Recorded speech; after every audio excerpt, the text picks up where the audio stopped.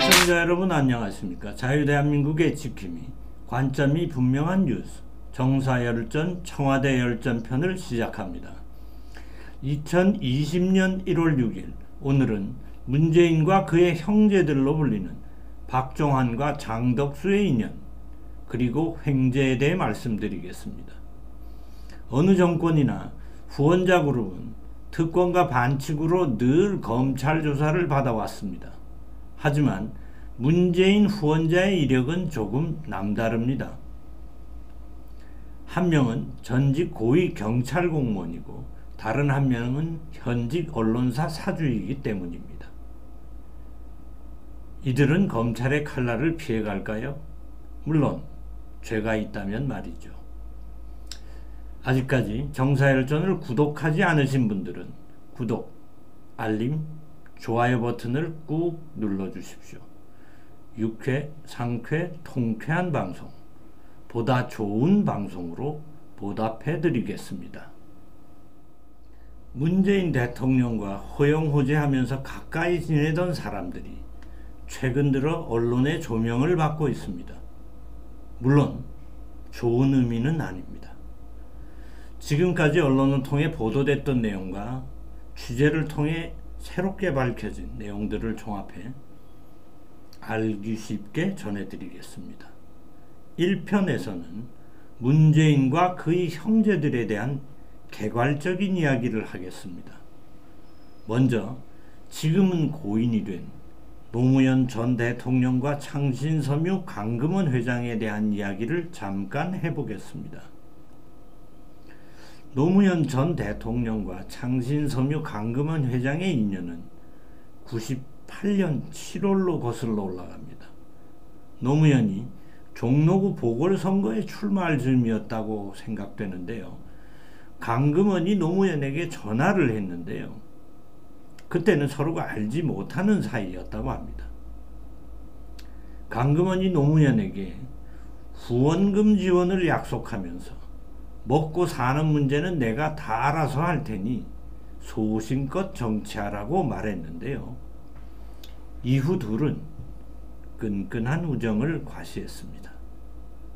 호남 출신인 강금원은 부산에서 사업을 하면서 돈을 벌었고 김대중 전 대통령, 대우 김무중 회장과도 인연을 가지고 있는 것으로 알려져 있습니다.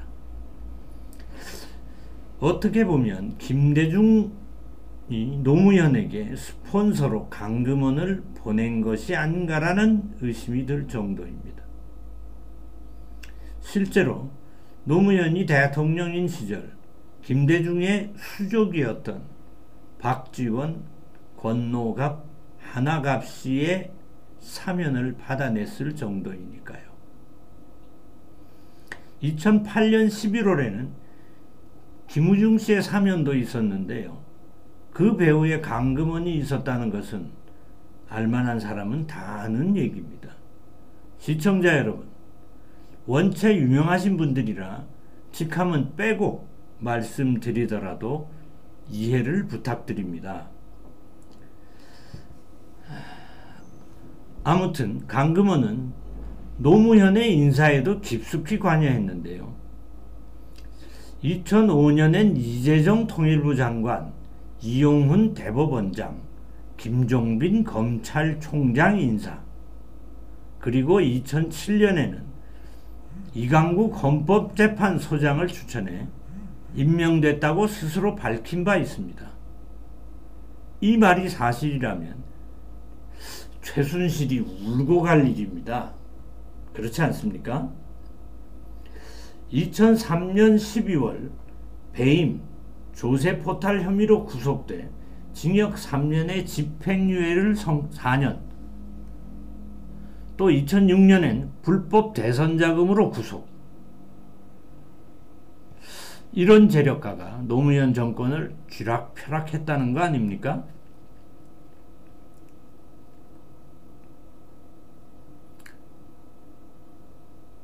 노무현 정부 시절 그의 위세는 참으로 대단했습니다. 2003년 11월 당시 민정수석이었던 문재인이 이번에 갈릴 것이라고 예고한 강금원, 그는 당시 소통령, 부통령이라고 불릴 정도였으니까 말이죠. 2003년 12월 31일 문재인 당시 민정수석과 이호철 민정비서관이 구속 중인 강금원을 면회하는 자리에서 노무현 대통령이 면회하려 오려고 한다고 하자 이를 강력하게 말렸다는 일화는 그와 노무현의 관계를 단적으로 말해주는 사례입니다. 강금원의 독주를 문재인이 제어하려 하자 이를 쳐내려고 한 강금원은 2006년 불법 대선 자금으로 또다시 구속됩니다. 문재인과 강금원의 권력 다툼은 2012년 8월 강금원이 착고하면서 끝이 났습니다. 문재인은 장례식장을 방문하고 난 뒤 그의 페이스북에 이렇게 썼습니다. 강금원 회장님은 저하고 방법은 달랐지만 서로 다른 방향에서 끝까지 노무현 대통령을 도운 동지였습니다. 강금원은 노무현 정부 시절 충북 충주에 있는 시그너스 골프장에 주로 있었다고 전해집니다. 문재인의 대학 친구인 박종환은 당시 충북경찰청장이었습니다. 박 씨는 현재 자유총연맹 회장을 맡고 있는데요. 최근 회자되는 장덕수 중부매일 회장과는 2012년 대선 때 가까워진 것으로 알려지고 있습니다.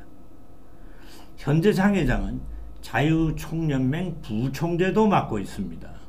장 회장은 2011년 3월 30억에 인수한 충북소주를 360억에 롯데주류에 매각하면서 세간에 알려지기 시작했는데요.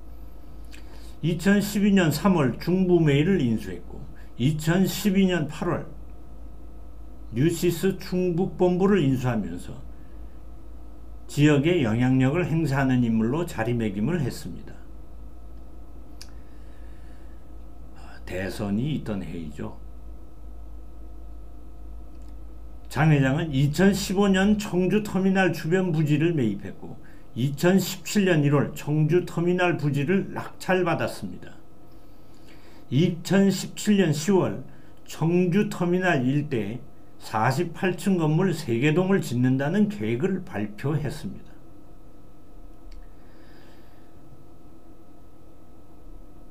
오비 일학일까요? 2017년 7월 21일 청주 수해 현장을 방문한 김정숙 여사가 장덕수 회장을 병문안한 것이 밝혀지면서 화제가 되기도 했습니다. 장덕수와 문재인은 호영호재하는 사이로 가족들 간에도 왕래가 있는 것으로 알려져 있습니다. 이 둘을 엮어준 사람은 박종환으로 추정됩니다. 지역에서는 2012년 대선에서 지역신문과 통신을 장악한 장덕수가 많은 노력을 한 것으로 알려져 있습니다. 지난 대선에서도 박종환과 장덕수는 문재인을 지지했습니다. 장덕수 회장의 청주 고속터미널 개발은 김정숙 여사가 병문안을 다녀간 뒤 발표됐습니다. 그리고 청주 도시관리계획 변경을 통해 고속터미널은 주차장에서 상업지구로 변경됐습니다. 이 변경안에는 2015년 장덕수가 매입한 인근 부지도 포함됐습니다. 문재인과 장덕수, 이들의 관계는 그냥 호영호재일까요? 대통령과 전직 충북경찰청장, 현직 언론사 사주의 결합, 그 결과 청주 도시계획이 변경된 것은 아닐까요? 청주 터미널이 있는 곳은 노영민 현 비서실장의 지역구였고 현재는 도정환 의원이 자리를 지키는 곳입니다. 오늘은 여기까지입니다. 좀 더 자세한 내용은 이어지는 2편에서 전해드리겠습니다. 평소에 쌓은 공덕은 위기 때 빛을 발한다고 합니다.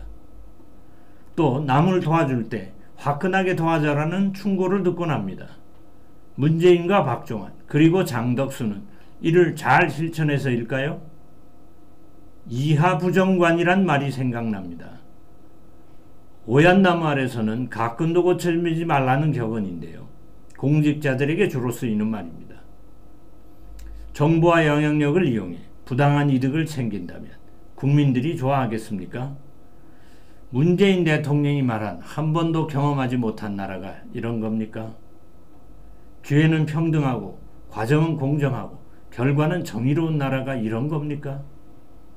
문재인 대통령, 김정숙 여사, 곰곰이 생각해 보십시오. 자유대한민국을 지키는 가열찬 행진은 계속됩니다.